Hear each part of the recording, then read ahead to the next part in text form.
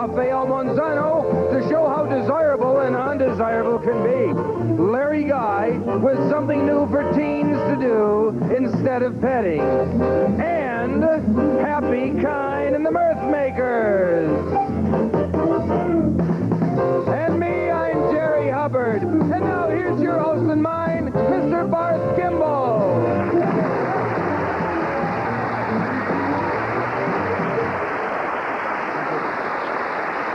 Thank you, Jerry. Thank you, everybody. Wow. Thank you so much. Good evening, and welcome to another evening of entertainment and just plain fun here on Fernwood tonight. There's nothing wrong with fun, and as a matter of fact, I've even noticed some people in the studio audience giggling at some of our guests. That's okay. And before we start out here tonight, I'd just like to find out really what's so funny. Okay? By that I mean what's so funny to you, because there's all sorts of humor, and we'd like to peg this evening's show to your particular taste, especially you people here in the studio. I myself, personally, I like more intelligent kind of humor, the witty story, the bon mot, that kind of thing. But others prefer that stupid kind of mind in the gutter joke that the construction workers tell each other during their lunch.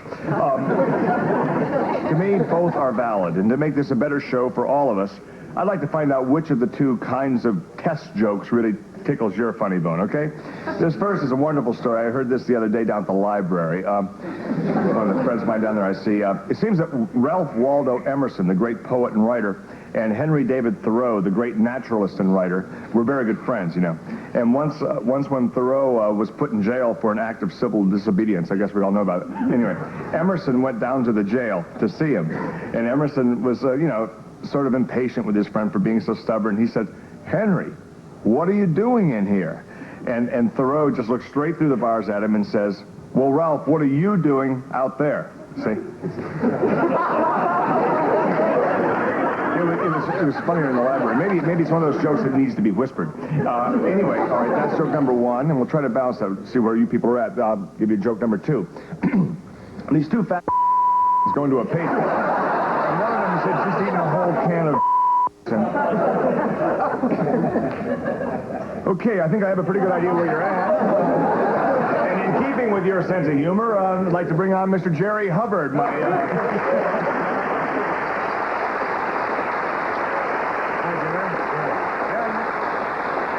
As a punchline, let's bring over Happy Kind, our band leader. Really surprised me there. Yeah, I've got to ask, what was Emerson doing outside of the prison there? Or had you better wait and tell me that? I don't think I can tell that one on the air. Yeah. We're kicking the show off tonight with kind of a special number, aren't we, Happen? You know all about it.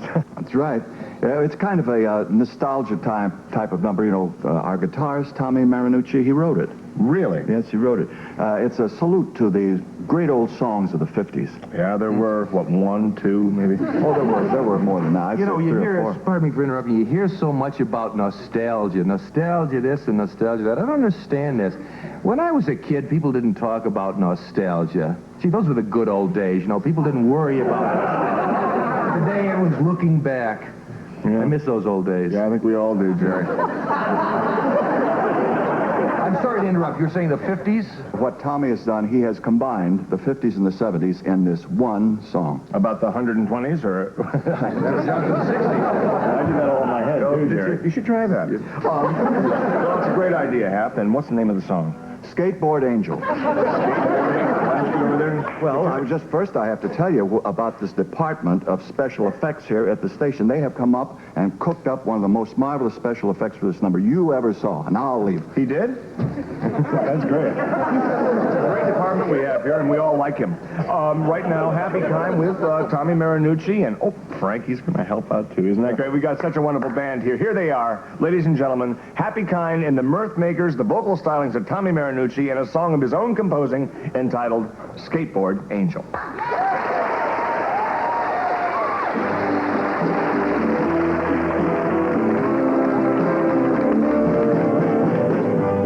Skateboard Angel, oh, I love you so. Skateboard Angel. As you wheel them down the street, you never thought you'd ever meet.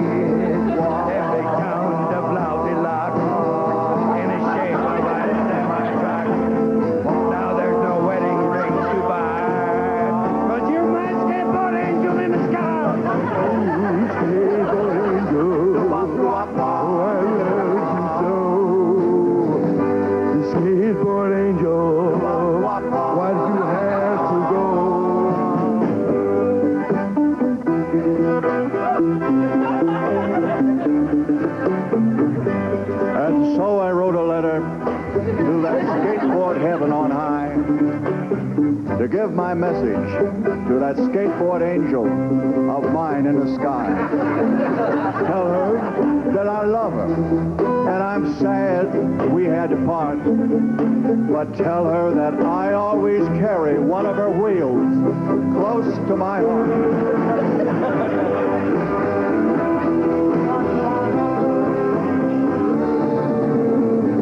The skateboard angel, yeah, you know, just riding in the sky. The skateboard angel, I don't want to say goodbye. We'll be right back after these words, okay? Don't go. Skateboard angel.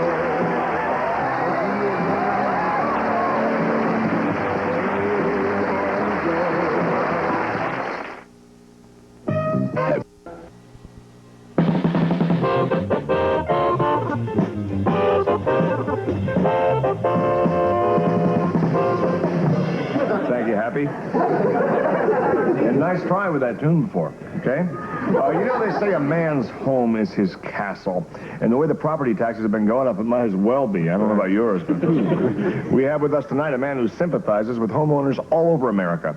In fact, he's started a service that he thinks will go probably a long way towards alleviating the proper tax problem. That means taking it away. Okay, alleviating. Would you please welcome Mr. Rafael Manzano.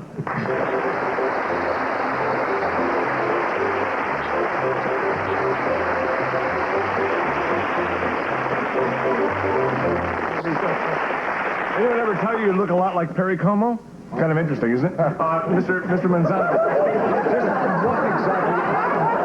what is the service that you're offering? Well, Bart, property values are always a direct reflection of the ethnic breakdown of a given area. Sure. If you're living in a strictly WASP or white bread area, your taxes would be high. Right. But it doesn't take much to make those taxes go down like a shot. In fact, the way my company began is a clear, simple case of this. Great. Okay? Okay. I used to be a part-time school teacher. Okay, was that shop? No, English. Wood or metal? No, English. One day, the tax assessor shows up at the house that I was tutoring in. Well, me and the maid, Ruby, happened to be sitting at the kitchen table eating our lunch. Okay?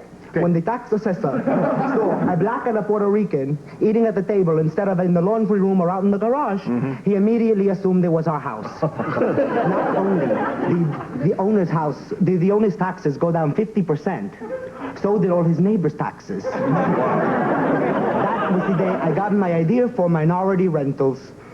Well, that is fantastic. So, basically, Mr. Manzano, you are renting ethnic types to areas that want to keep their property taxes at a minimum. Is that it? Yes. Here's the complete minority rentals illustrated catalog. It comes complete. Look at that. It comes with price lists and everything. Really, this is incredible. We're all eyes. Or eyes in the Espanol sense. Just take your own Fernwood, for example. Okay? It's 100% homogenized, lily white, wasp from one end of town to the other. Sure. And proud of it, too. We have members of several minority races ready to move right in and bring down your property value. Blacks, Mexicans, Puerto Ricans, and for some emergency cases, we even have Pakistans. Pakistan's. Oh, yes. Oh, good. Very good. Yes. Now, don't kill that cow. Oh, no. Thank you very much.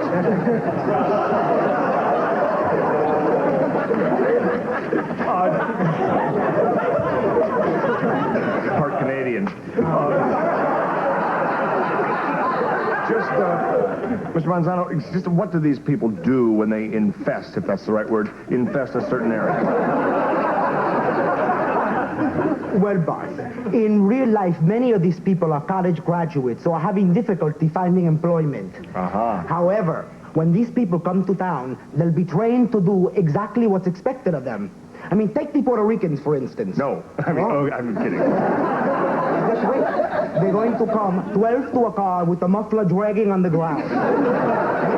The men will each have transistor radios guaranteed to play salsa music at the highest possible volume, and the women and children will scream at each other and throw garbage in the street. Once these property taxes come down to these, Do these caballeros move on, or do they send for hundreds of relatives and amigos? No, I mean, they repair all damage to the property, take the car off the concrete blocks, and drive away. What happens, let's say, if by some miracle or fluke of fate, a town doesn't really mind a flock of Puerto Ricans moving into their neighborhood?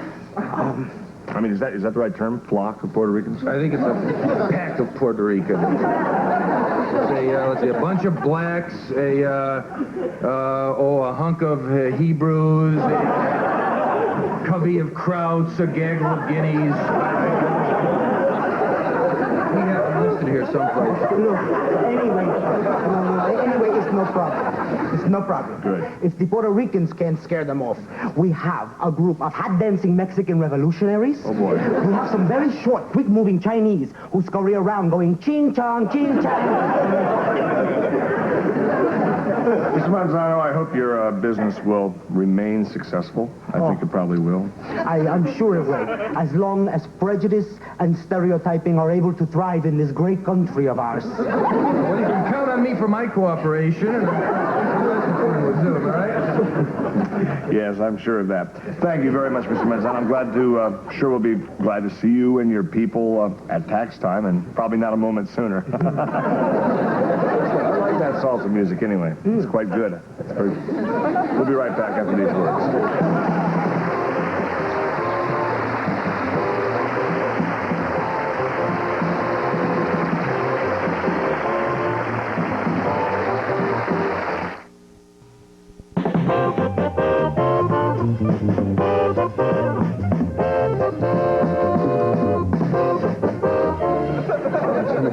Very interesting.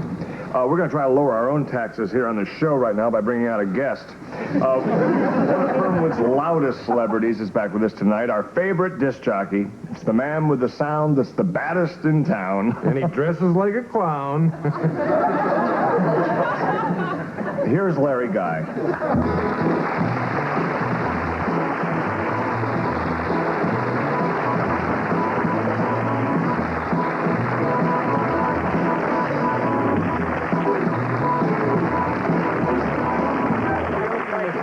Fantastic. Don't burn the couch. What? Wow. Hey, can I say one thing? First of all, it's super to be back on the show. Oh, pardon the glasses. Boy, you TV guys have to put up with the glare here, don't you? Tommy, that's fantastic. Have you guys got that on tape, that song you did? Yeah. Okay, send it over. I'll turn it into solid gold. That's a promise. Okay? Oh, Fantastic. What a liar. Well, you did it again, didn't you? What an outfit. Oh, thank you very much. Now, listen, I should point out that Looks like my a cross between Daniel Boone and Desi Arnaz. Well, actually, let me tell you something. I get all of my duds from Phil's Fashion Funwear, you know, where our middle name is polyester. You like them? Yeah, sort of. You sure it's not Phil's Fashion Fun House? Back to you, Lair. I'm pretty sure about that. Back to you, announcer guy. You super sure? Back to you, Lair. Okay, absolutely, positively. I'm sorry. Can we get back to whatever quasi-interesting subject was on your alleged... Okay, is it back to me now? Is that It's the back to you. It's back to you. I had it. He took it. Now it's yours. Okay, fine. What is on my alleged mind today is something that I think is very, very, very, very, very, very important. And, you know, this is not a hype. A lot of people say, hey, what are you doing out there? You trying to get payola or something, you know, and I'm not involved in that. Good, you're not taking No, as far as I'm concerned, that's a Spanish word. Payola. There's a little joke there for you. That's a good joke. Did you hear the one about Ralph Waldo Emerson and Henry David Thoreau? They had locked the... I wrote that down. I'm going to use that tomorrow on the show. Is that okay with you? I didn't know whether you heard it back there. I think it's funny. Well, listen, you've asked me a boss question. Why am I here? And I'm going to give you a boss answer because, let's face it, you're the boss, okay? Okay. I'm here to tell you about the first annual Larry Guy Tri-County Teen Fair. Okay? Okay. All right. Now, here, we're going to give the teenagers a chance to, well, discuss and to demonstrate their deepest, darkest, and most serious problems without losing any dance time. Back to you, Bart. Wait, could it be back to me for a minute? No, Jerry, it's my turn. Okay, back to you then. Okay. Back to you. Well, all right. Sometimes, you know, what we do in radio is we point to make sure we know who we're talking to. Okay. There you go. Of course, it's not polite on television. No. But listen, Real life. I want to get sincere here because, I mean, after all, I never lie, I'd rather die. Okay. Let's take it from the heart, because I think that's a good place to start. You know what I mean? Okay. I'm really a sincere person, and I forget what it is I was sincere about. What was the question again? Sincere about. Larry, why don't you tell us about this? I think it was a teen fair. Oh, right. And at the teen fair, parents can learn firsthand how their kids feel about the problems of the world. For instance, we'll have the World Hunger Booth where Fernwood kids will show us how they feel about starvation. Great. They're going to be doing it by preparing kinds of food that the rest of the world can't afford. Hey. All sorts of luscious things. And then we're going to finish it off with a brown rice eating contest. It's great, Larry. What else are we going to be subjected to at this teen fair? Our teen fair seems to be more like a review. Well, no, that's not true. Actually, we're going to have a lot of things. There'll be gobs and gobs of goodies, Bart. There'll be a disarmament debate. And the winner, this is kind of cute, I think, the winner of the disarmament debate is going to win a gigantic atomic bomb made of chocolate with a little red warhead and a surprise inside. You can't tell us the surprise. No. Wouldn't be a surprise. No, it wouldn't. No. Sounds like a killer idea to me. I'd ask you where the teen fair is going to be held, but I think we ought to maybe spare the audience the trouble of writing it down and then tearing it up and wasting the paper and everything in terms of energy. But it just occurred to me that most of our audience never really have a chance to see you in person here. He's a radio voice, probably the voice of Fernwood, if I can go so far as to say that. Why Son not? of a gun, why not? Hey, son of a gun, I did. Yeah, that's the same place I did. Yeah, this is Phil's Fashion Fun. That's fine, It's fine. cheap, free. Now, Phil and I have quite a deal. I mentioned, he asked me occasionally if I would mention Phil's Fashion Funwear on the air. I can't do that. No. So at any rate, I thought maybe the people here might want to ask you a few questions face to face, some of the people in our studio audience. Would that be all right with you? It's fine with me. Far ahead. Okay, anybody got any questions? I'm all eyes, ears, nose, and mouth. Well, why don't we send somebody out in the audience here who's mostly just mouth, and you can Yeah, let me put one foot into it and get out there and see if we get some questions. Okay, great. Well, let's see who has a question for our own Larry Guy. Any, yes. Larry, you look very tall to me on TV. Most jockeys I've seen are very short. Yeah. Oh, I see what you mean. Oh, I'm fine. Okay. Well, you see, the reason that is because most people have this image of the disc jockey sitting down behind the turntables, I think is what it is. Actually, we're just as tall as regular people. See another question back here. Yes, what's your sign, and do you sleep in the nude? Whoa, what's your sign, and do you sleep in the nude? Oh, natural. That is natural for you, Larry. You bet it is. On the old satin sheets, as a matter of fact. Yes, the answer to that is Taurus, yes, and I have a question for you. Could I have your name and number? Whoa. Let's hold that to the after the show. Any more questions? Yes. What is the question? Oh.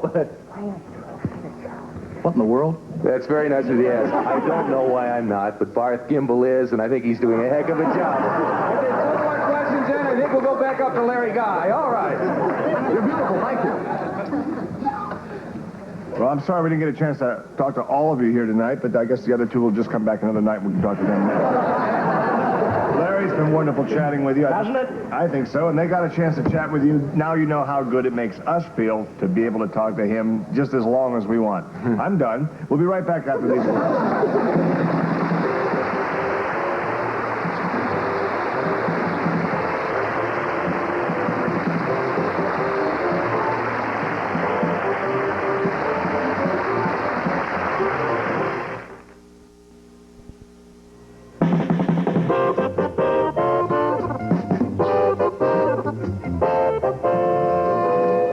We're back. Larry, that was a lot of fun. They were beautiful. Thank you very much. Really terrific people out there.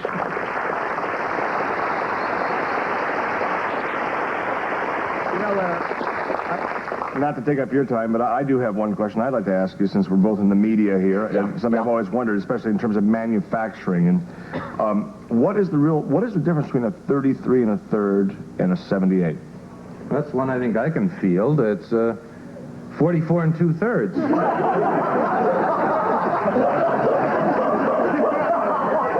You mean the speed of the regular? I love that laugh. The last time you were on, you told me how you did that. I've been practicing. You just use your stomach muscles. Huh? Now you you're forcing it. Oh, damn it. I can't get it. Well, don't think funny. Just think about laughing. Oh, hell, it depresses me. I'll work on it. I can never do it like you. No. Stop by the school. Okay. He's the best. Oh, and we wow. thank you so much for being here tonight. It was wonderful, as always, Larry, seeing you. You're the boss. Okay. Really, best of luck moving into our neighborhoods, etc. And it's nice. There goes Raphael, and there goes the neighborhood. I think we're going to be saying it everywhere. I'd shake hands with you too, Larry, but I think we're a little short of time. I can't stand Every time I start to do that, I start to really laugh at it. No. All right.